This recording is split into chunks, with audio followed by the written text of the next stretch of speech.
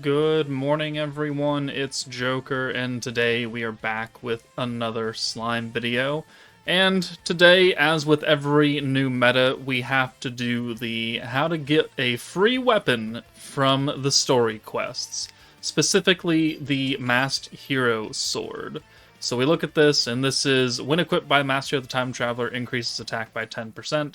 It is a unique piece of gear only for the OG Space Masked Hero, not for any of the other ones, but it is still an awakened sword. It comes at 1-star awaken, and for a newer player, that's pretty huge, having access to awakened gear right off the bat versus making your 1-star books and stuff. But how do you get this sword? Well, actually, it's fairly simple nowadays, because you have to go into story chapter 13, stage 8 on expert difficulty with the question mark EP requirement entitled Unlock, and it's going to be a 2-part fight. The first part against Hinata is not very difficult. She only has 67,000 HP. She does nerf your entire frontline attack, defense, crit, and pierce and all that, and does nerf greens as well. This is not the hard part of the fight. The hard part is when you beat Hinata and it flips over into the second phase and you fight the hero, who has a bit more HP, 204,000, a lot of attack, a lot of defense, resistance against everything, and then gives herself so many different buffs that she will one-shot you when it's her turn. Attack, light attack, guaranteed crit, guaranteed pierce, guard and super guard, so your normal orbs don't really do that much damage. And then she gives herself an instant ult. So the moment that the hero comes in, she's going to buff herself and give her an ult. So if you do not kill her in that amount of time, or have some way to negate that damage, your front three are going to die. And then it's really not fun. But with every new meta, I want to show off the new team. This month it is Scourge Wielder. So we're going to... I've already built the team, actually. So it looks like this. So we've got the new Elmisia, we've got the new Masayuki, and the free-to-play Kigali, and then we've got 3 free-to-play characters up front, Ranga, Rimuru, Geld. They're here just because blue orbs are not nerfed, and if we get a lot of blues, we can get double Elmisia. That's cool. And then we have Ranga, who is skill-fused, which means that we can get his 50% all-gauge increase for oranges. And if you don't have this Ranga skill-fused, like, it really doesn't matter. Honestly, you probably shouldn't be bringing 3 free-to-play characters. I'm just trying to make this as useful as possible for people. You could bring a different support character or whatever, or Blanc or someone. But this is like my attempt at making it a bit more friendly for players, while still using the 2 summonable new characters. Masayuki being an AoE character, I mean, the hero doesn't have that much HP, and because he has the Chaos gimmick, which makes him attack like a dark character, that will give him type advantage over the light hero. So we'll do even more than normal. So he's going to work pretty well. And then we've got the free-to-play Kigali. One thing to note is that I took off all the attack gear from everyone minus the backline units, because depending on how many turns it takes, I don't want to kill Hinata immediately, because we have to set up to have at least a Masayuki ult, or a Kigali as well. So I might have to keep Hinata alive a little bit longer than anticipated, and we're just going to try our best to do as little damage as possible. That's also why I don't have Dark Milim underneath Dark Ranga, because I'm just trying to lower his attack stat. But let's go ahead and find a good place to start. Alright, we have a decent starting hand here. We can get some 5 blue orbs, but you can see that even before we do anything, our front line gets those heavy nerfs, which is actually good for us, because it'll keep Hinata alive longer. So, let's just go ahead and convert with Geld, because he's going to change 2 oranges. And then we're not going to really do anything with Kigali or Masayuki until we can get, like, at least 2 Elmisias. And I want to build up some points as well. We'll send Ranga first, that way we don't do any excess damage here.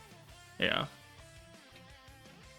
But the idea is just to get points, and then when we get a decent hand that we could maybe convert, then we'll worry about getting ults for Masayuki. So here we're going to self-convert with Rimuru, and then also use his green convert. That'll give us a full hand of blues, that'll give us a double Elmisia right here, and then maybe next turn we will try and bring Masayuki in after using Ranga's orange buff. And depending on how many orbs we have, we might have to set it up to where we have like 4 or something. Three Rimuru orbs. I feel like that should be okay. So let's go ahead and send it. So orange buff, boom. And then we'll bring Masayuki in for Rimuru. And we'll bring Kigali in for Ranga. There we go. Alright. And then we'll full convert, give ourselves the physical buff. That means that Hinata is going to die here. And we have enough points. We could use the attack buff, the light attack and dark attack early, just ensuring that we're going to kill. Not that I was afraid of it, but let's go ahead and send this. We have another double Elmesia. We have 84 points coming in, plus another 30 next turn. No danger of her living. Yeah, Kigali's going to kill straight up. 93k. She only had like 68,000 health to begin with or something. So that goes to show you the power and what you have to do to ensure that you don't just immediately kill and you're not ready to move into the phase 2 versus the Masked Hero. But she comes in and then gives herself a whole line of buffs and then an ult. So if we do not kill her here, she is going to murk us into the ground. So we do have a normal ult and a normal ult. That's going to be plenty. We already have the dark and light attack. Let's apply the gimmick here now. So even if, for some reason, the hero doesn't die, maybe the chaos effect will be that contributing factor to you winning. Not me, because we're going to kill, but maybe you will need it. But actually, let's nuke with Kigali since she's single target, and it'll just be more funny that way. But she is a dark character. She's going to have that 120% dark buff. We have the 150% physical buff. Like, there's no real way where we're going to die here. So we'll send Kigali's ult, and that'll, like, that's it. Like, you probably, if you don't have Masayuki, that's fine. Just do other support characters here. Like, if you have Elmesia, great. If you have Shuna, great. If you have Danmachi Hestia, like, that'll work too. Might have to stack a little bit more, but yeah, there we go. 446k. Like, that was super duper hard. And that was a free-to-play character. There were 4 free-to-play characters on this team.